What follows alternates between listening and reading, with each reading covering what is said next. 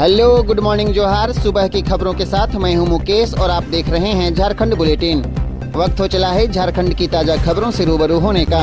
इससे पहले हमारे यूट्यूब चैनल को सब्सक्राइब जरूर करें। कमेंट बॉक्स में अपना नाम और जिले का नाम जरूर लिखें। नाम लिखने वाले और नए सब्सक्राइबर के नाम की घोषणा प्रत्येक रविवार को कमेंट बॉक्स बुलेटिन में की जाएगी। देवघर में नमाज पढ़कर टहल रहे 5 लोगों को तेज रफ्तार पिकअप वैन ने कुचला, 1 की मौत। देवघर जिले के कुंडा थाना क्षेत्र के देवघर सारवा मुख्य मार्ग पर घाट घर के समीप बुधवार की सुबह एक पिकअप वैन ने पैदल चल रहे 5 लोगों को धक्का मार दिया। इस घटना में 1 की मौत हो गई, जबकि बाकी 4 लोग गंभीर रूप से घायल हो गए। स्थानीय लोगों की मदद से घायलों को इलाज के लिए सदर अस्पताल पहुंचाया गया, जहां ऑन ड्यूटी चिकित्सक ने एक को मृत घोषित कर दिया। मृतक का नाम तफजुल अंसारी 22 वर्ष है। वह कुंडा थाना क्षेत्र के खागड़ा गांव का रहने वाला था। वहीं घायलों में महबूब अंसारी, तनवीर हुसैन, रियाज अंसारी और फिराक अंसारी हैं। सभी खगड़ा गांव के ही रहने वाले हैं। इनमें से 2 लोगों को प्राथमिक उपचार के बाद उनकी गंभीर स्थिति देखते हुए बेहतर इलाज के लिए हायर सेंटर रेफर कर दिया गया। घटना के संबंध में घायल रियाज अंसारी ने बताया कि सभी लोग सुबह की नमाज अदा करने के बाद करीब 6 बजे सड़क किनारे टहल रहे थे। उसी दौरान तेज रफ्तार से आ रहे एक मालवाहक पिकअप वैन का चालक पीछे से सभी को धक्का मारते हुए फरार हो गया। हेमंत सोरेन को षड्यंत्र कर भेजा जेल, पूरी ताकत से लड़ना है गांडेय उपचुनाव।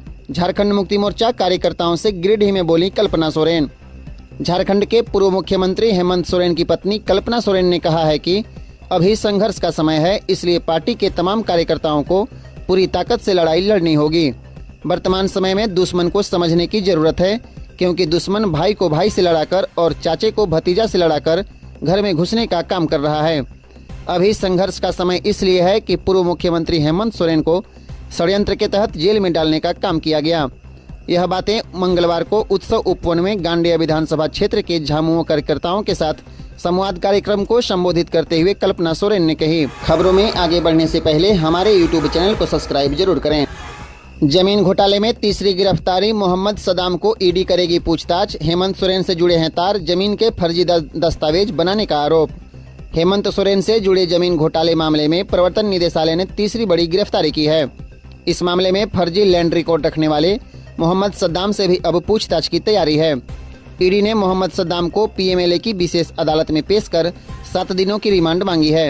ईडी को 4 दिन की रिमांड मिली है, जो 12 अप्रैल को पूरी होगी। फिर इसे कोर्ट में पेश किया जाएगा। सद्दाम पर आरोप है कि उसने हेमंत सोरेन के कब्जे वाली जमीन के फर्जी दस्तावेज बनाने में मदद की थी। मोहम्मद सदाम दूसरे घोटाले में पहले ही गिरफ्तार हो चुका है। अभी वह जेल में है। अब ईडी ने भी उसे गिरफ्तार कर लिया। जमीन फर्जीवाड़ा के 2 मामलों में आरोपी पूर्व से ही जेल में बंद हैं। अब उस पर इस मामले में मुकदमा चलेगा। दिन में मनेगी ईद और शाम में सरहुल की शोभा यात्रा, रांची पुलिस मुस्तैद। प्रकृति पर्व सरहुल और ईद एक दिन 11 अप्रैल को मनाया जाएगा। इस दौरान शांति व्यवस्था में किसी प्रकार की बाधा उत्पन्न नहीं हो, इसे लेकर पुलिस और जिला प्रशासन मुस्तैद है। रांची में सरहुल पूजा के दौरान निकलने वाली शोभा यात्रा की सुरक्षा को लेकर रांची पुलिस ने अपनी सभी तैयारियां पूरी कर ली। सिटी एसपी राजकुमार मेहता ने बताया कि सरहुल और ईद के दौरान विधि व्यवस्था बनाए रखने के लिए 2000 से ज्यादा पुलिस के जवान सुरक्षा में तैनात रहेंगे। इसके साथ ही मेन रोड सीरमटोली स्थित मुख्य आयोजन स्थल के आसपास ड्रोन कैमरे भी लगाए गए हैं, जिससे भीड़ पर नजर रखी जाएगी। थानों की पुलिस अलर्ट पर है। थाने में क्यूआरटी की भी तैनाती की गई है, जो आपात स्थिति में तत्काल कार्रवाई करेगी। उन्होंने कहा कि डीएसपी और थानेदारों को सुबह से ही शरणा स्थल और जुलूस के मार्गों पर गश्त लगाने का निर्देश दिया गया है। जुलूस में उपद्रव करने वालों के साथ सख्ती से निपटा जाएगा। गढ़वा में ट्रैक्टर और बाइक की सीधी टक्कर, 3 युवकों की हुई मौत, एक ने अस्पताल में दम तोड़ा। सोमवार की शाम करीब 7:30 बजे रमनाथ थाना क्षेत्र के कबीसा के समीप यादव लाइन होटल के पास सड़क दुर्घटना में 2 युवक की घटना स्थल पर ही मौत हो गई। वहीं बघौता गांव निवासी सूरज कुमार नामक युवक ने रांची रिम्स में इलाज के दौरान दम तोड़ दिया। मृतकों में झुमरी गांव के विकास कुमार यादव और गरबांध गांव के विनोद कुमार यादव के नाम शामिल हैं। आपको बता दें, मोटरसाइकिल पर सवार तीनों युवक रमना थाना क्षेत्र के मड़वनिया गांव स्थित रिश्तेदारी में ब्रह्मभोज में शामिल होने जा रहे थे। इसी दौरान रमुना थाना क्षेत्र के कबीसा लाल बागान के पास यह घटना हो गई। बताया गया कि तेज रफ्तार के कारण मोटरसाइकिल अनियंत्रित होकर वहां खड़े ट्रैक्टर में जा टकराई। इस घटना में मोटरसाइकिल पर सवार 2 युवकों की मौके पर ही मौत हो गई, जबकि तीसरे युवक ने अस्पताल में दम तोड़ दिया। भारतीय एकता पार्टी ने सुनैना किन्नर को बनाया उम्मीदवार, धनबाद लोकसभा से लड़ेगी चुनाव। धनबाद की उपेक्षा से क्षुब्ध निर्दलीय उम्मीदवार के रूप में चुनाव लड़ रही किन्नर समुदाय की सुनैना सिंह को उत्तर प्रदेश की भारतीय एकता पार्टी ने अपना अधिकृत कैंडिडेट बनाया है। चुनावी समर में सुनैना धनबाद से बेरोजगारी दूर करने के साथ साथ शिक्षा और स्वास्थ्य व्यवस्था को सुदृढ़ करने की घोषणा के साथ उतरेगी। धनबाद में आज मीडिया से रूबरू होते हुए सुनैना किन्नर ने उक्त बातें कही।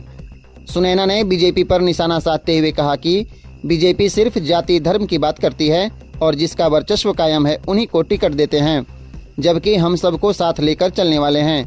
धनबाद खनिज संपदा में देश के दूसरे स्थान पर आता है, ऐसे में यहाँ बेरोजगारी चरम सीमा पर है। झारखंड मुक्ति मोर्चा ने राजमहल से विजय हांसदा और सिंहभूम से जोबा माझी को उतारा मैदान में। झारखंड मुक्ति मोर्चा ने अपने और 2 सीटों पर प्रत्याशी घोषित कर दिया। पार्टी ने एक बार फिर से राजमहल से अपने सिटिंग एमपी विजय हांसदा को प्रत्याशी बनाया है। वहीं गीता को भाजपा में जाने के बाद झारखंड मुक्ति मोर्चा के खाते में आई सिंहभूम सीट से मनोहरपुर विधायक एवं पूर्व मंत्री जोबा माझी को मैदान में उतारा गया है। आपको बता दें, झारखंड मुक्ति मोर्चा के बागी विधायक लोबिन हेम्ब्रम राजमहल से निर्दलीय चुनाव लड़ेंगे। अब झारखंड मुक्ति मोर्चा के हिस्से में आए 5 में से 4 उम्मीदवारों की घोषणा हो चुकी है। इसके पहले गिरिडीह से विधायक मथुरा प्रसाद महतो और दुमका से भी नलिन सोरेन को प्रत्याशी बनाया गया था। अब केवल जमशेदपुर सीट से झारखंड मुक्ति मोर्चा को प्रत्याशी घोषित करना बाकी रह गया है। झारखंड मुक्ति मोर्चा ओडिशा के मयूरभंज और बंगाल के झारग्राम से उतारेगा प्रत्याशी। बिहार में भले ही झारखंड मुक्ति मोर्चा को एक भी सीट गठबंधन के तहत नहीं मिला, मगर झारखंड मुक्ति मोर्चा बंगाल और ओडिशा में प्रत्याशी उतारेगा। पार्टी स्तर पर इसका निर्णय हो चुका है। पार्टी ओडिशा में मयूरभंज और बंगाल में झारग्राम से प्रत्याशी उतारेगा। इसकी घोषणा जल्द की जाएगी। इतना ही नहीं, इसके साथ ही 19 विधानसभा में भी प्रत्याशी झारखंड मुक्ति मोर्चा की ओर से उतारा जाएगा। बंगाल में वैसे भी इंडिया गठबंधन के बीच सीटों का तालमेल नहीं हो पाया। बंगाल में टीएमसी, वामदल और कांग्रेस अकेले अकेले चुनाव लड़ रहे हैं। ओडिशा में भी इंडिया गठबंधन की ओर से कांग्रेस अकेले चुनाव लड़ रही है, इसलिए झारखंड मुक्ति मोर्चा ने यह निर्णय लिया है। रांची में जमीन की मापी के लिए 50,000 घूस मांगने वाला अमीन अरेस्ट, एसीबी ने की कार्रवाई। जमीन की मापी के लिए 50,000 घूस मांगने वाले अमीन को एसीबी ने गिरफ्तार किया है। एसीबी रांची ब्रांच की टीम ने मंगलवार को गुमला जिला के भरनो अंचल कार्यालय के अमीन श्रवण कुमार को गिरफ्तार कर लिया। एसीबी ने श्रवण कुमार को 10,000 रुपए लेते रंगे हाथ उसके आवास से पकड़ा। करीब 10 मिनट की कार्रवाई के बाद एसीबी की टीम अमीन को अपने साथ रांची ले गई। भरनो का रहने वाला अनिल उरांव नाम के एक व्यक्ति ने एसीबी से शिकायत करते हुए कहा था कि अपनी 16 एकड़ 39 डिसमिल जमीन को ऑनलाइन कराने के लिए सीओ के पास आवेदन दिया था। सीओ द्वारा अनिल के आवेदन को अंचल निरीक्षक और कर्मचारी के पास भेजा गया। अंचल निरीक्षक और कर्मचारी द्वारा जमीन से संबंधित प्रतिवेदन दिया गया। दोबारा सीओ द्वारा जमीन मापी और जांच के लिए अनिल के आवेदन को अमीन श्रवण कुमार के पास भेजा गया, लेकिन इस काम के लिए अमीन श्रवण कुमार ने अनिल से 50,000 रुपए घूस की मांग की थी। राष्ट्रीय जनता दल में घर वापसी के बाद कांग्रेसी नेताओं से मिल रहे हैं गिरिनाथ सिंह। भाजपा की टिकट की आस में लगे रहे गिरिनाथ सिंह ने आखिरकार फिर से राजद में घर वापसी कर ली, मगर अब उनकी यह रास्ता आसान नहीं। वे चतरा से टिकट की आस में गए हैं, मगर इस सीट पर भी कांग्रेस अपना दावा कर रही है। ऐसे में फिर से गिरिनाथ फंसे हुए नजर आ रहे हैं। अब वे खुद निजी तौर पर प्रयास में जुट गए हैं। गिरिनाथ सिंह दिल्ली पहुंचे। वे दिल्ली में कांग्रेस नेताओं से मिलने के प्रयास में जुटे हैं। मंगलवार को वे झारखंड कांग्रेस प्रभारी गुलाम अहमद मीर से मिलने पहुंचे। अब दोनों नेताओं के बीच क्या बातचीत हुई, इसका खुलासा नहीं हो पाया, मगर मिल रही जानकारी के अनुसार गिरिनाथ सिंह इस प्रयास में जुटे हैं कि कांग्रेस उन्हें सिंबल दे दे। मगर यह कहां तक लॉजिकल हो पाएगा, यह आगे देखना होगा, क्योंकि चतरा से पहले से ही कांग्रेस के कई नेता ताल ठोक रहे हैं। झारखंड में आज भी बारिश बिजली का अलर्ट, तेज हवा चलने की संभावना। रांची का पारा 11 डिग्री गिरा। 12 अप्रैल से बढ़ेगा तापमान। झारखंड में अप्रैल के महीने में गर्मी से राहत मिल रही है। राज्य के पश्चिमी भाग में आज बारिश के आसार हैं। सुबह कई जिलों में मौसम सामान्य नजर आ रहा है। मौसम विभाग ने अलर्ट जारी कर दिया। आज हल्की बारिश के साथ साथ तेज हवा और वज्रपात की भी संभावना है। मौसम विभाग ने आज पूरे राज्य में आंशिक बादल छाए रहने की संभावना जाहिर की है। इसके साथ ही मौसम अधिकतम तापमान 34 डिग्री सेल्सियस और न्यूनतम तापमान 20 डिग्री सेल्सियस के आसपास रहने की संभावना है। 2 दिनों की हल्की बारिश से रांची में दिन का पारा 11 डिग्री लुढ़क गया और अधिकतम तापमान 27.2 डिग्री पर पहुंच गया, जबकि 2 दिन पहले रांची का पारा 38 डिग्री पार कर गया था। मोटर्स पार्ट्स के दुकान में लगी आग, गोदाम के पिछले हिस्से में लगी आग, 7 दमकल की गाड़ी पहुंची, कड़ी मशक्कत के बाद आग पर काबू पाया। जमशेदपुर के एमजीएम थाना के NH 33 स्थित बालीगुमा के पास स्थित एक मोटर स्पेयर पार्ट के गोदाम में अचानक आग लग गई। आग गोदाम के पिछले हिस्से में लगी और देखते ही देखते पूरे गोदाम को अपनी चपेट में ले लिया।